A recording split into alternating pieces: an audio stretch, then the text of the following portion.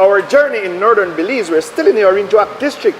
And when you hear Orinjoak, Jerry, what do you first thing you think about? Well, I think of tacos. Tacos, About you. that are like such a cliche. Oh my God, everybody thinks about tacos. But guess what? We have the Orinjoak. We are at sugar cane, and if you got sugar cane, you have rum. So we're at Cuellos Distillery. And we're here with Mr. Emilio Rosado, who supervises the production line. Yeah. Tell us a little bit more about Cuellos Distillery and how it got started. All right. Cuellos Distillery originally started, I came in contact with them in 1966 when they were at a place called Bounty Shine, where the Tower Hill factory is today, the sugar factory, on the edge of the river. But since the factory was being erected there, they were displaced. So in turn, along with government, they were given or sold this piece of land so that they could vacate the premises, so to speak, right? And they erected this place in 1968, and they started out slowly, and we used to use the ancient copper pots to make the rum.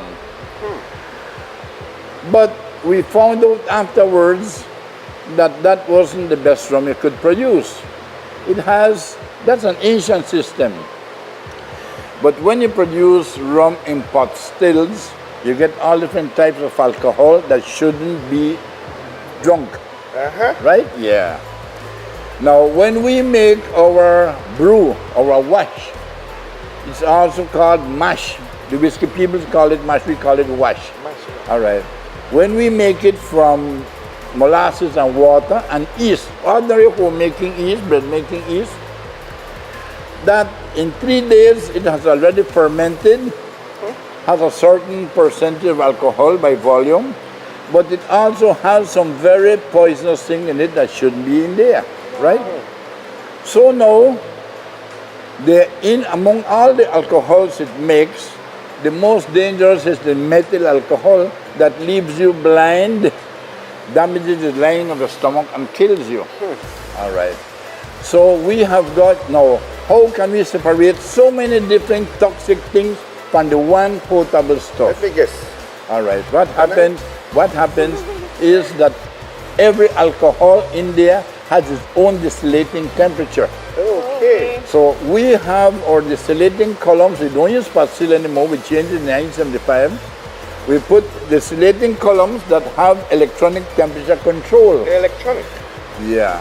So we know that ethanol is what we want, ethylic alcohol, and that boils off at 78.15 degrees centigrade.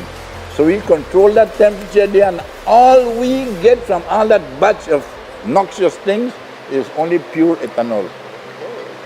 And then that goes through another process of passing it through activated charcoal that removes any poisonous and any obnoxious things that shouldn't be in there, like bad smell, bad taste, and what. You purify it with activated vegetable charcoal. Vegetable charcoal. And then other processes that it goes through makes it what it is today, the best-selling rum in Belize. What percentage of the market you have? 70% guaranteed. Really? Yeah. We have a certain process that makes that we have a very good drink. Even the people that come from abroad, the Americans, the guy deal with them a lot. They like it. Right. One of our most expensive product is the coconut rum. Coconut rum. But it's a lady's drink, right? And we make our own syrup and everything. Really? Yes. From coconut? No, we buy the local sugar, we purify it, clarify it, and everything, decolor it, and it's mixed with the flavor of the coconut that's put into the ethanol. Yes. Now, our best seller is the colored rum, the gold. Okay. Because that is blended with some aged rum that we have, 5 years old in white oak barrels. Yes. That's been charred inside with charcoal too. To impart color. Yeah, so instead of using artificial and chemicals to give it flavor and color and smell and everything, we use the natural things from the barrel inside to give it that flavor. And that's what makes the gold rum a very good gold rum. And it's very smooth and everything, right? They had an abandoned airstrip where Galanjog used to be, Yes. and you see the hordes of wild turkeys And deer. and very good eating stuff. Yes. Very So good. that's how you got the logo. Yes, and then the wild turkey, and then on a bottle of Caribbean rum. Well, this is an invention, but this is real.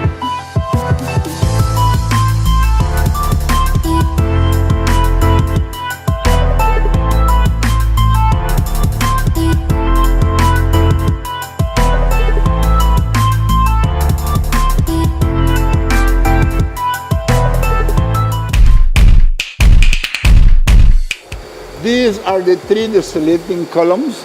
Yes.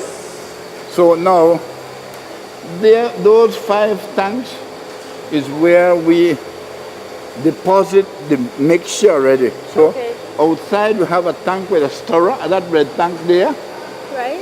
and that's where we mix the molasses water and the yeast. And then we pump it in there, and after 3 days, it's ready to be distilled. It starts immediately. The yeast starts acting on the sugar, eats the sugar and converts it to alcohol and carbon dioxide gas, CO2 gas. That's the bubbling action you get, the effervescence.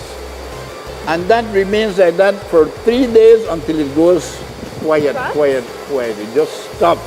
The yeast And dead? when it, the yeast can only survive in so much % alcohol.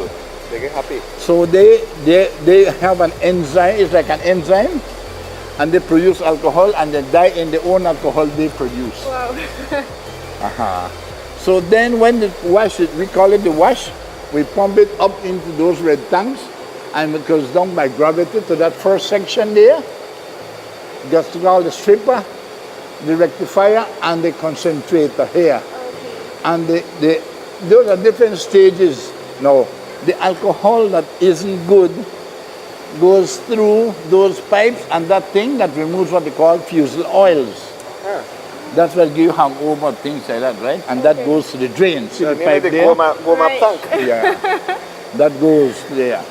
And then from that vertical cylindrical stainless steel thing, Yeah. that's the condenser that changes the fumes of the alcohol to a liquid, and it pours into this tank.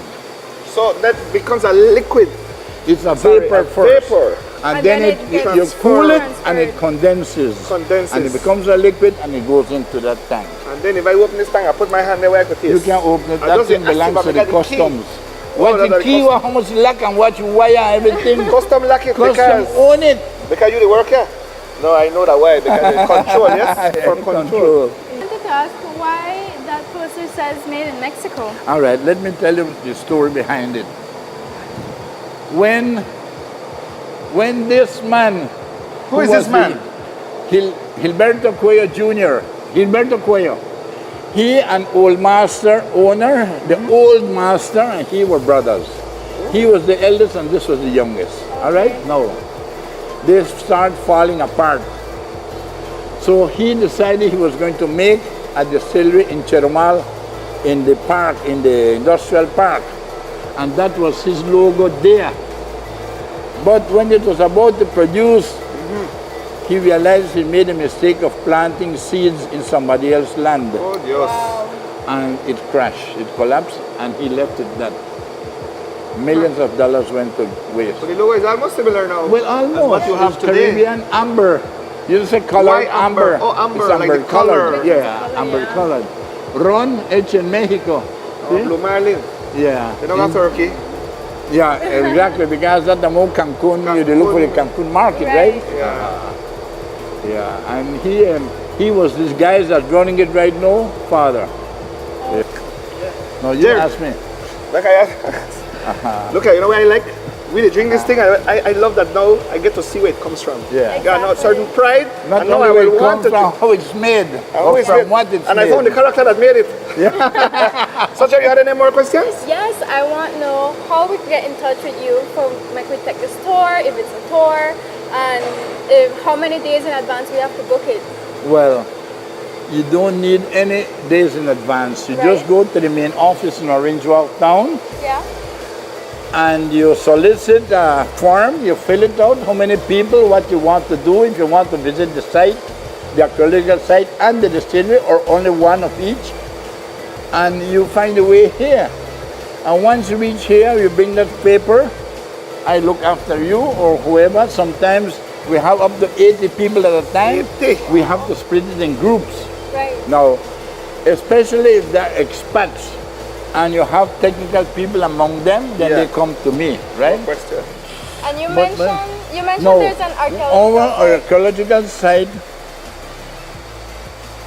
is one of the oldest, if not the oldest, in Mesoamerica. Wow. In 1990, our Canadian archaeologist called Dr. Norman Hammond excavated it for the first time. And he found all sorts of things that you don't find in other Maya ruins. And here, right to our right here, there's a stand of trees that we call breadnut trees, growing on top of a mound in a horseshoe pattern. And this archaeologist found these mounds in a horseshoe pattern, large thing, and the ground was like concrete. So what is it? So they opened one mound and they found 5 beheaded skeletons in it. And every mound that would open, they'd find 5 beheaded skeletons. And why? It was a pok field. And the winners were sacrificed. And they were buried right there, and the center was the ball field. Wow. Well, this was all interesting. Yeah. You see? So much learned. history for He Who would have known? He thought he had the gift of glib. He just met his equal. Yes, he I'm sorry did. for shit, like I did too. So with that, you know what we are doing? We're going to sample now, man. So with that, Jer, we shall say, Belize, make we know. All right.